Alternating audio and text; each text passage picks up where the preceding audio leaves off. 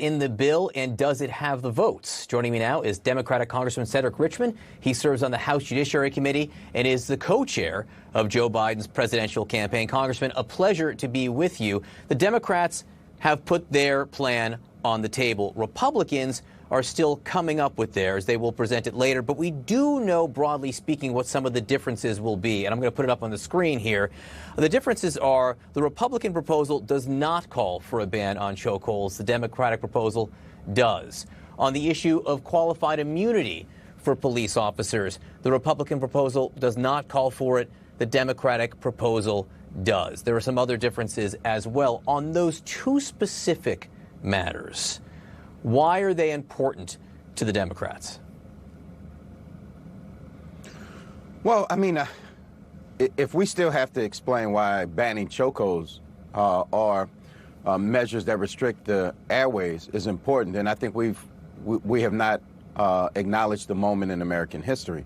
And qualified immunity, at some, we're at a point where you have to hold police officers accountable, and families ought to be able to recuperate for the wrong. So when you say excessive force and a police officer uses excessive force and causes a death to somebody, the family should be able to recover.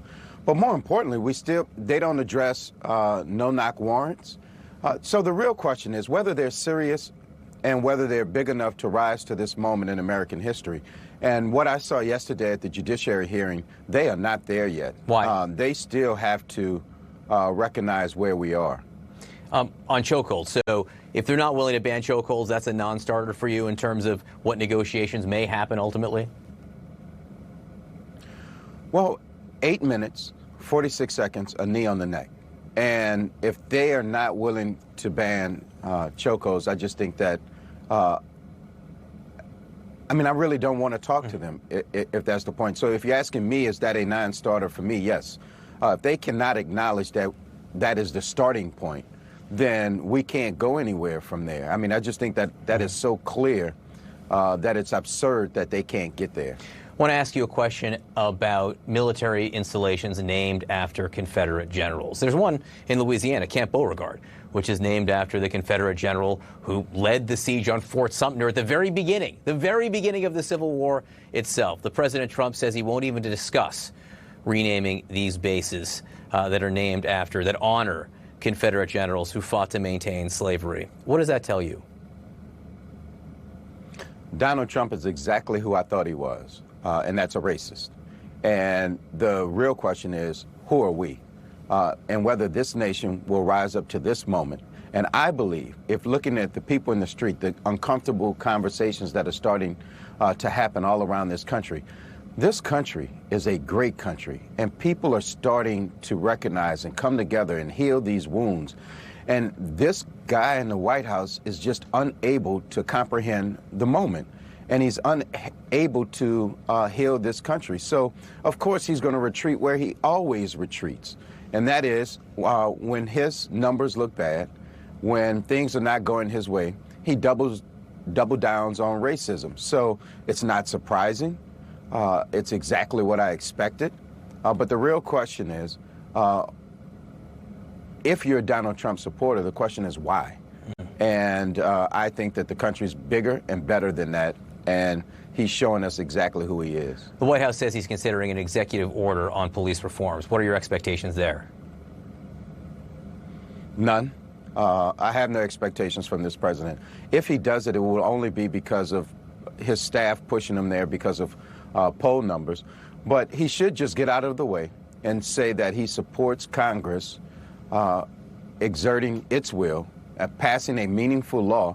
Or how about this? Just say you support the Democrats' bill, and which I think is very reasonable. It's not a bridge too far, and it actually solves most of the problems in terms of police reform. So I really would just ask that he get out of the way and let the Democrats lead on this and just support us. How hard is that to do as a president, to say, I think the Democrats have a good idea and I'm willing to support it?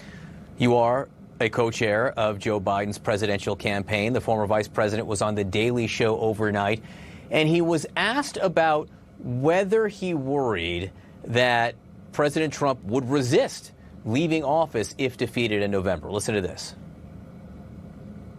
Have you ever considered what would happen if the election results came out as you being the winner and Trump refused to leave? Yes, I have. I was so damn proud. Here you have 4 chiefs of staff coming out and ripping the skin off of Trump. And you have so many rank and file military personnel saying, whoa, we're not a military state. This is not who we are. I promise you, I'm absolutely convinced they will escort him from the White House with great dispatch. What do you make of that? I mean, I guess there are 2 questions there. One, do you think it will take the military to remove President Trump from office if he's defeated? Well, I haven't asked for much on this campaign, but I do want to be on the escort committee to make sure that he leaves the White House. But it's a serious question. I mean, we've always had a peaceful transition of power. That's what makes America different than most of the world. And so it's a real concern that he will create a issue or a problem and decide that he will not honor the election results. And I just believe that that's why, 1, we need to win with really big numbers. 2, the country needs to meet the moment. And 3, we just need to start ignoring the temper tantrums that come from the White House. But I think that former Vice President Biden is exactly correct. I believe the military generals and others will step up and make sure that there's a peaceful transition of power. Congressman Cedric Richmond, we appreciate your time. Thanks for joining us this morning.